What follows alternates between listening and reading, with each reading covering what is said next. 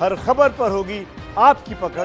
Download कीजिए ABP live app. साथियों, विपदाओं और चुनौतियों के बीच भी देश ने कई ऐसे काम किए हैं जो कभी असंभव मान लिए गए थे।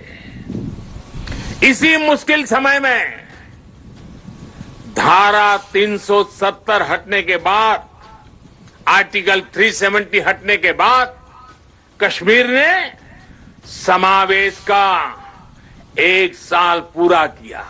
31 अक्टूबर को ही, आज से 1 साल पहले ये कार्यरत हुआ था। सरदार साहब जीवित थे। बाकी राजे रजवाड़ों के साथ ये काम भी अगर उनके जिम्मे होता तो आज इतने सारा आजादी के इतने वर्षों के बाद ये काम करने की नौबत मुझ पे नहीं आती। लेकिन सरदार साहब का वो काम अधूरा था।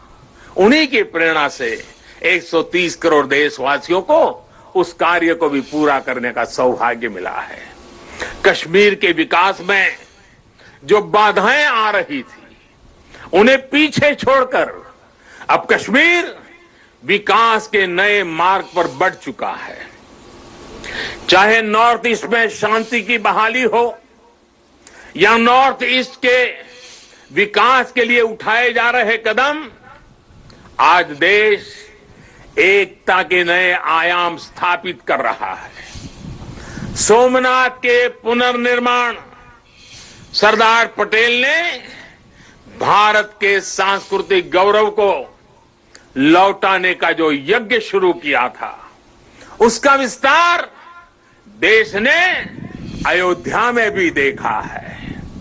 आज देश राम मंदिर पर सुप्रीम कोर्ट के फैसले का साक्षी बना है और भव्य राम मंदिर को बनते भी देख रहा है।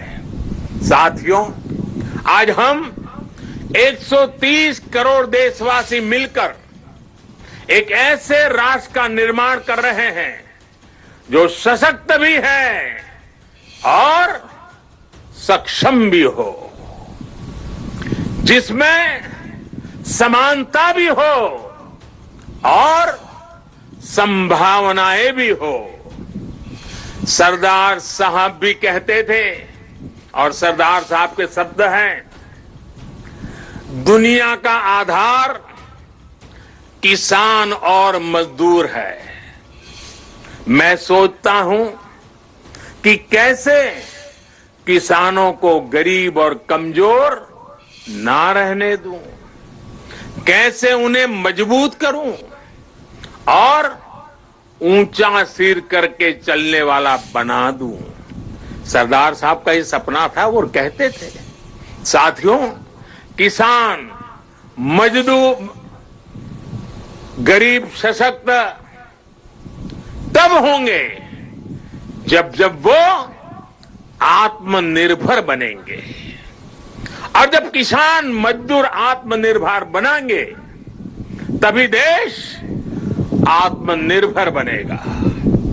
साथियों, आत्मनिर्भर देश ही अपनी प्रगति के साथ साथ अपनी सुरक्षा के लिए भी आश्वस्त रह सकता है।